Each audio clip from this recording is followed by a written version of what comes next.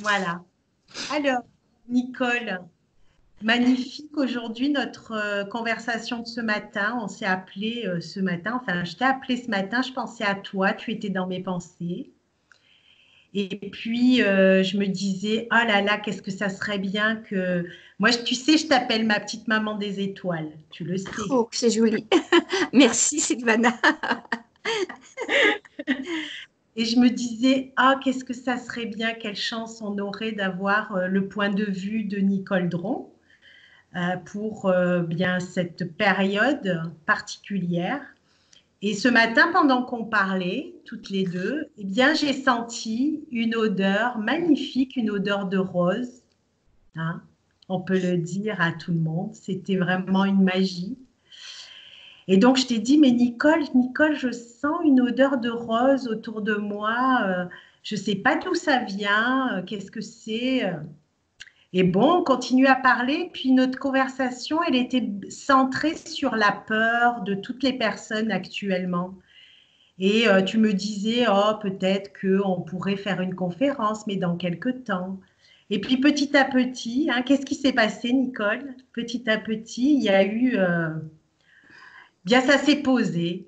Hein. Je te laisse la parole parce que tu peux me continuer d'expliquer ce qui s'est passé avec l'expérience de ton époux.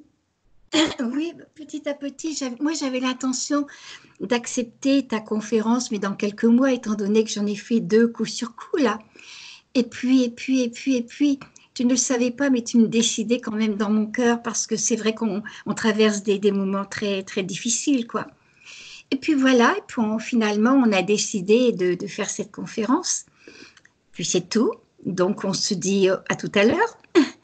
Mon mari, pendant ce temps-là, lui, il était à l'étage, donc dans son bureau. Il descend avec en main donc des papiers qu'il avait comment, photocopiés pour me montrer ce que j'en pensais.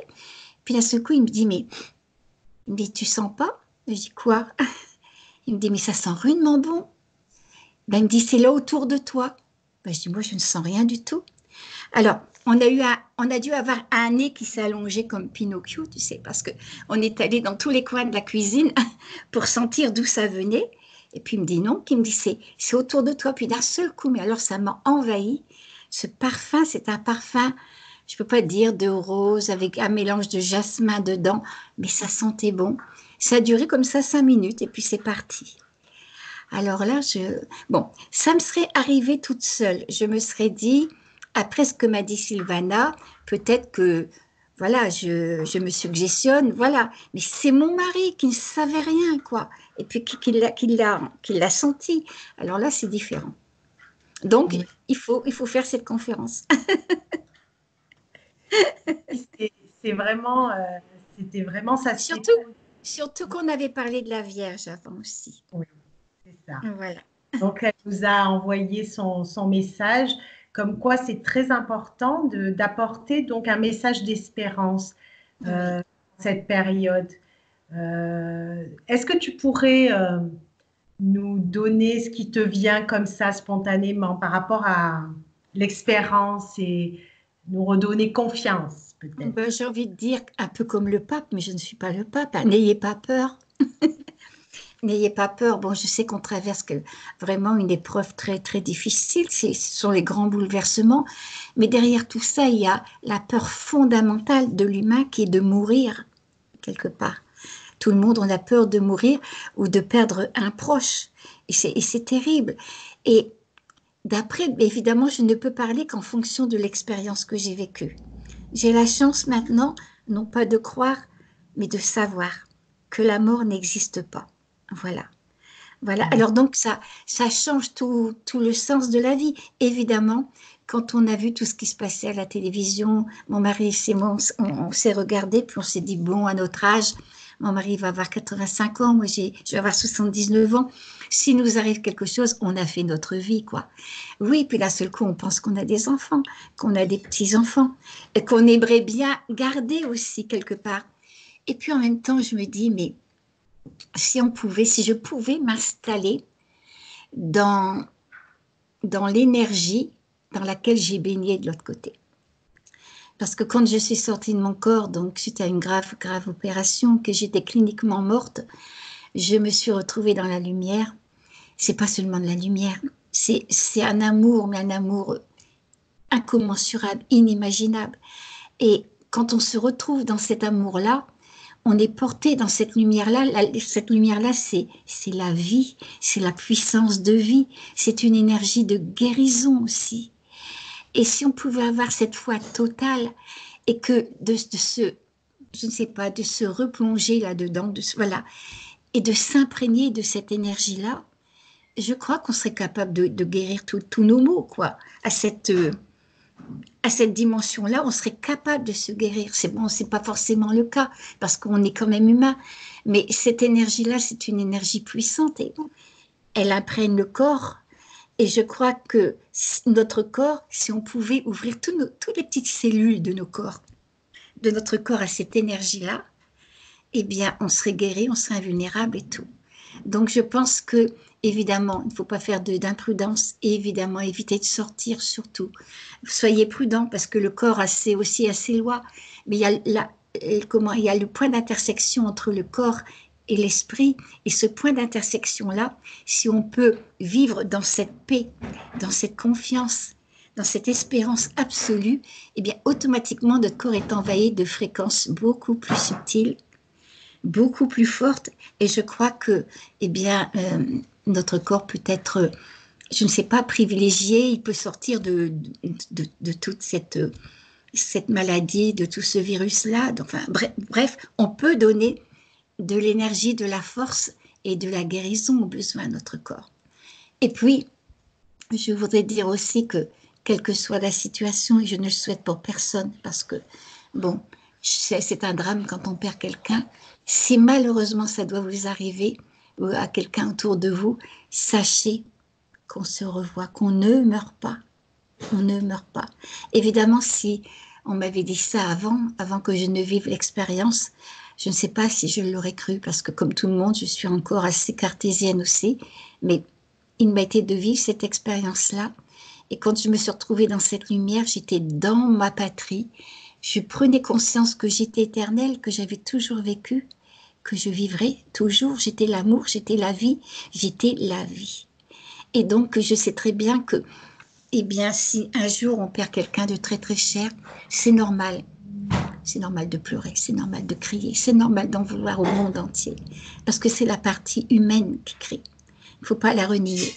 Mais quand ça va un peu mieux, je vous en supplie, sachez qu'on continue à vivre et qu'on se reverra au bout du chemin. Et même pas au bout du chemin.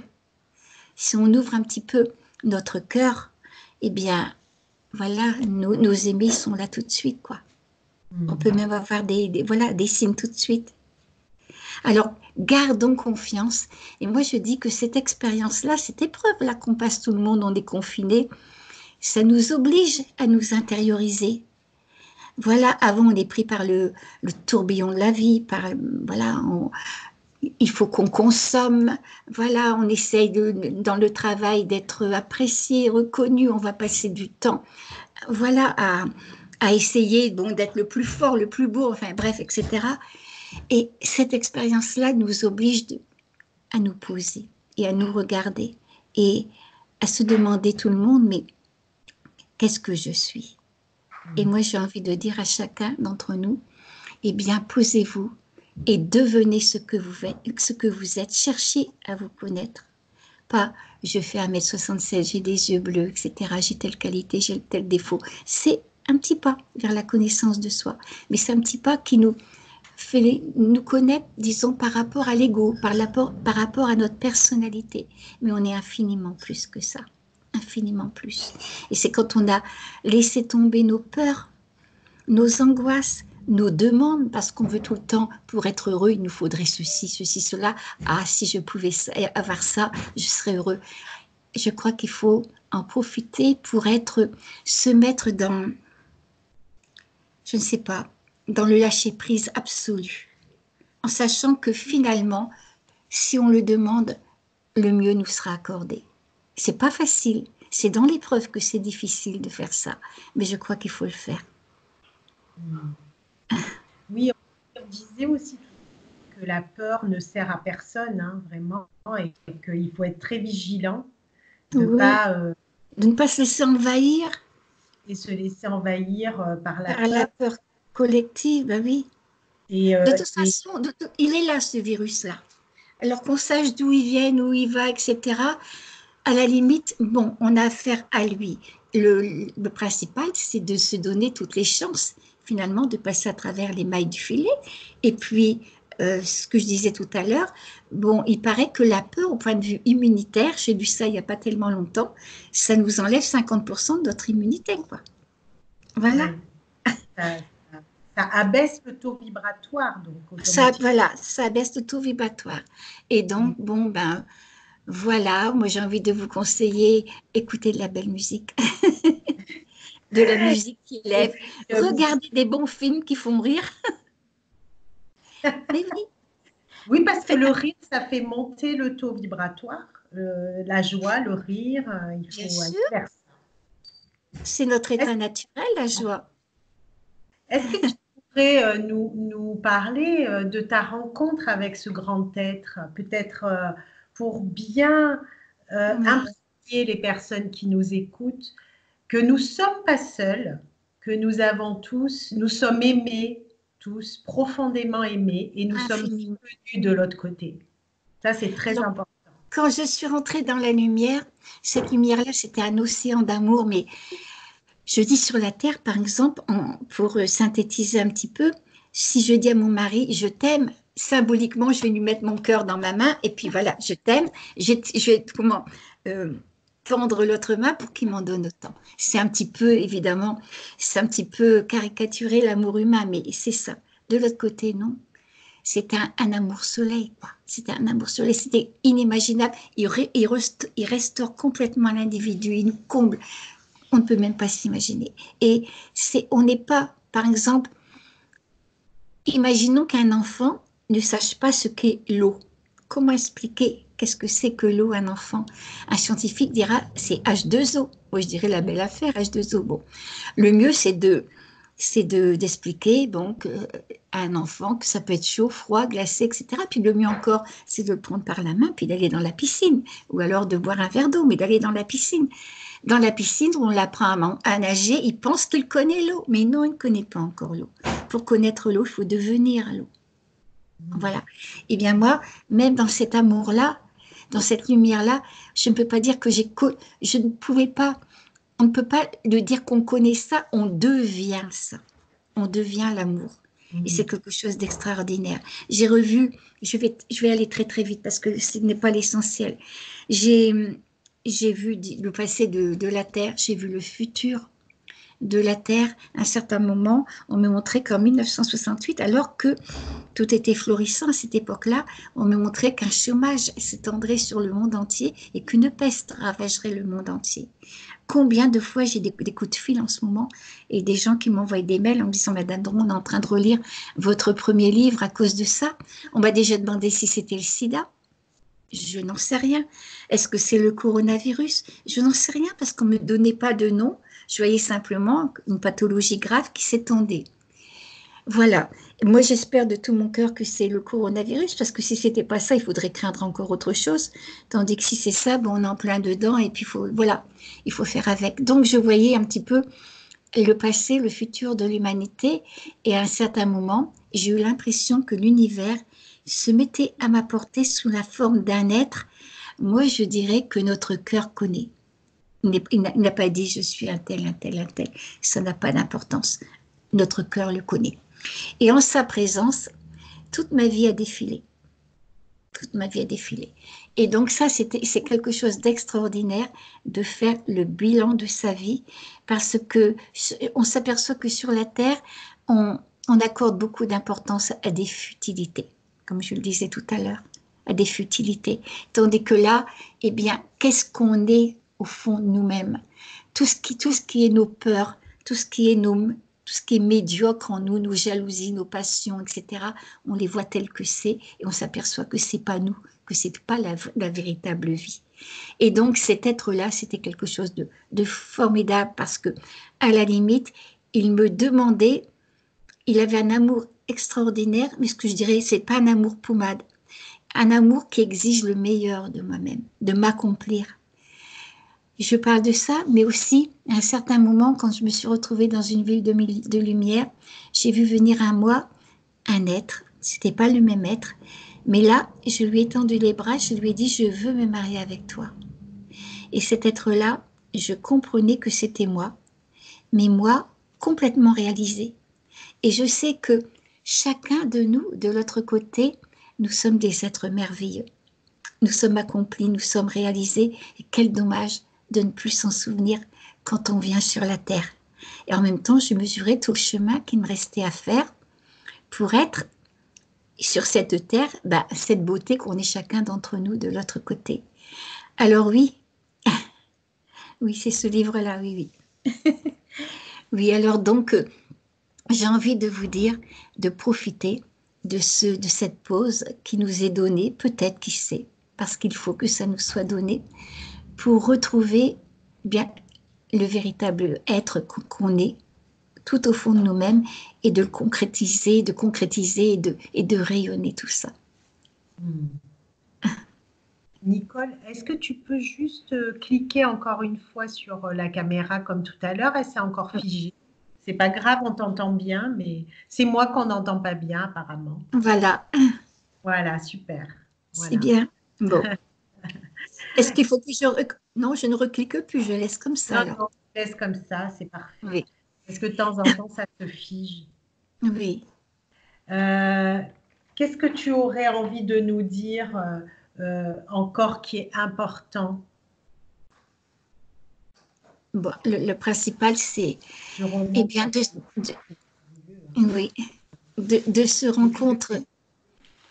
que j'adore aussi, qui est Ah, c'est pas un livre pour enfants, contrairement au titre qui pourrait le laisser supposer. Il y a un chapitre qui concerne Dis mamie, comment on vit quand on est mouru. C'est une question que m'a posée un de mes petits-fils quand il avait 5 ans. Mais c'est un livre qui répond. D'ailleurs, les gens sont étonnés après parce qu'il répond à des questions vraiment pointues et importantes que m'ont posées les lecteurs de mon premier livre à la suite, du genre, mais Madame Dron, j'ai perdu un enfant. Si on adopte le concept de réincarnation, mais quand je vais mourir, il sera déjà réincarné, on ne se reverra plus jamais. Vous voyez, voilà des choses, des NDE négatives. Bon, malheureusement, oui, j'ai perdu un frère qui a mis fin à ses jours. Et il y a beaucoup de personnes aussi qui ont perdu un être qui s'est suicidé. Bon, j'y réponds aussi, le karma, le destin. J'ai essayé, étant donné que j'avais de gros problèmes de santé à ce moment-là, j'ai essayé dans ce livre-là, eh bien, de répondre le plus près possible aux questions des gens et de donner des liens et des pistes qui permettaient après aux personnes qui voulaient en savoir plus, voilà, de découvrir. Est-ce que tu penses que là maintenant nous sommes à la fin des temps? À la fin d'un temps, mais pas à la fin des temps, voilà. La Terre, elle a toujours existé, je pense qu'elle existera encore bien longtemps. Nous sommes un temps. Moi, on me montrait, quand on m'a montré le passé de la Terre et qu'on me montrait le futur de la Terre, donc c'était en 1968. Donc, comme je l'ai dit tout à l'heure, je voyais un chômage qui s'étendait sur le monde entier, une peste. On me montrait des choses difficiles qui s'actualisent d'ailleurs maintenant, et surtout une grande violence. Et on me disait que tout n'était pas inéluctable. C'est pas parce qu'on m'a montré que ça se passerait. Tout dépend de notre capacité, eh bien, à nous transformer. Voilà, parce qu'on avait une grande technologie, mais on n'avait pas suffisamment de conscience et de sagesse pour accompagner cette technologie.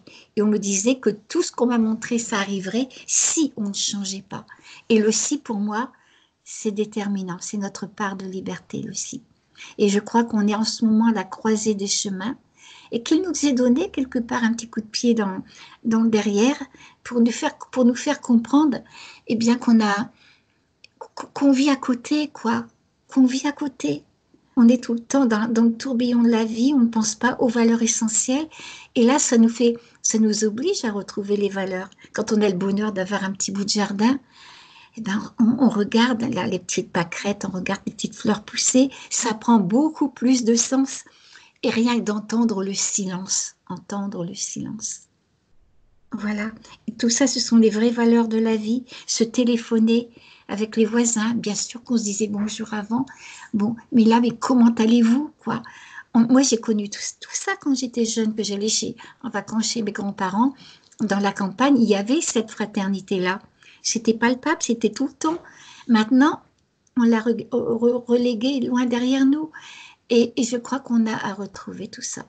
Et dans tous les domaines de la vie, aussi bien en économie que partout qu'en politique, certainement, je n'ai pas un esprit politique, etc. Mais j'ai l'impression que toutes les failles sont en train de ressurgir, d'être mises comme ça devant nos yeux pour qu'on puisse vraiment refaire un peu le monde, réenchanter le monde, comme on dit. Mm. Et oui. Donc, gardons l'espoir. Oui, bien sûr, parce que quelque part, même si c'est très, très, très, très dur, dans tout ce qui arrive, il y a quelque chose de positif. Et il faut qu'un monde ancien puisse se détruire pour qu'émerge un monde nouveau. Et c'est nous, en ce moment, qu'on est en train de le faire.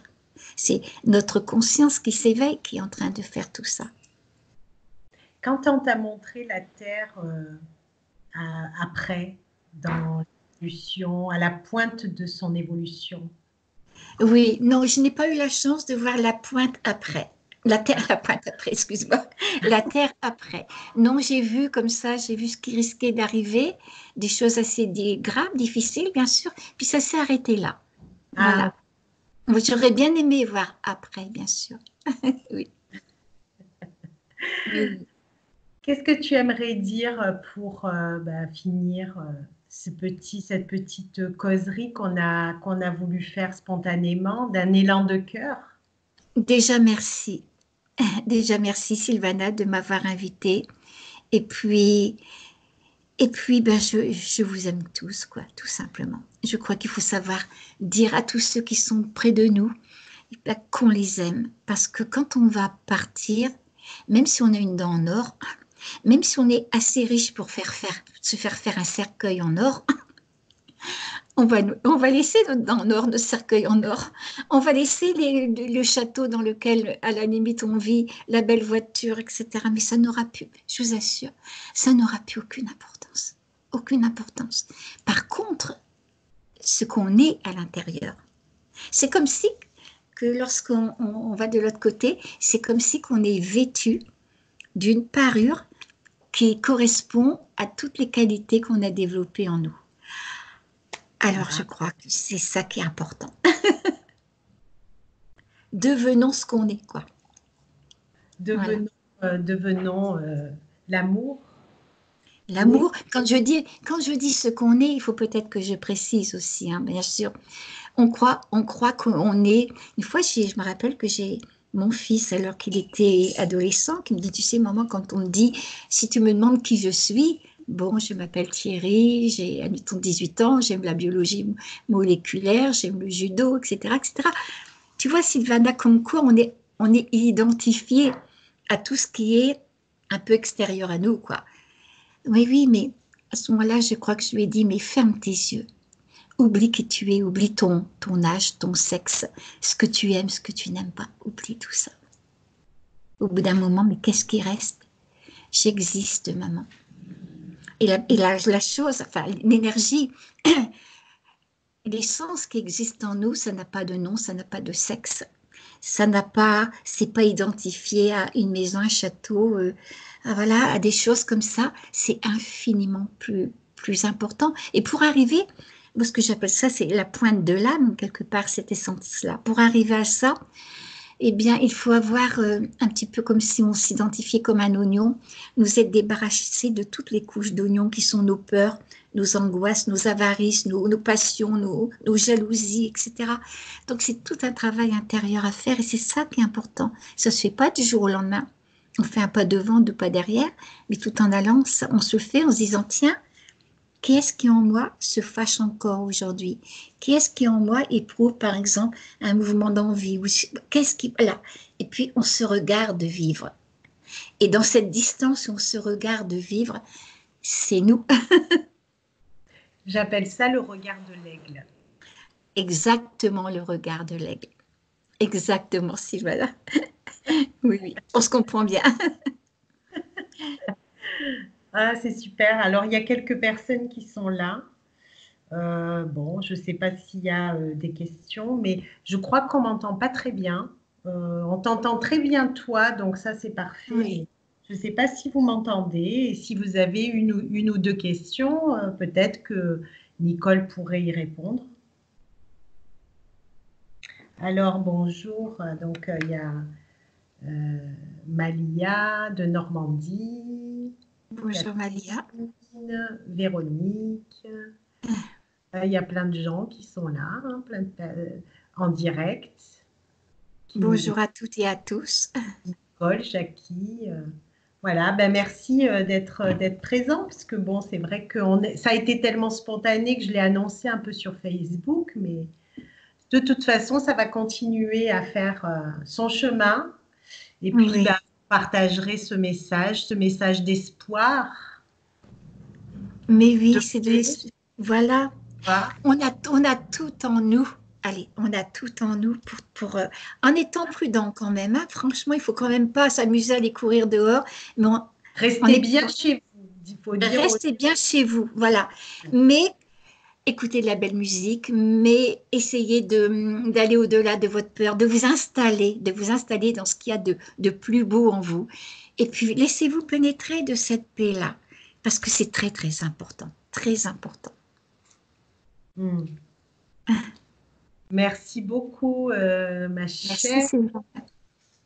Et bah, nous, on reste en lien. Oui, oui. Et bonne santé à tout le monde. Au revoir Sylvana.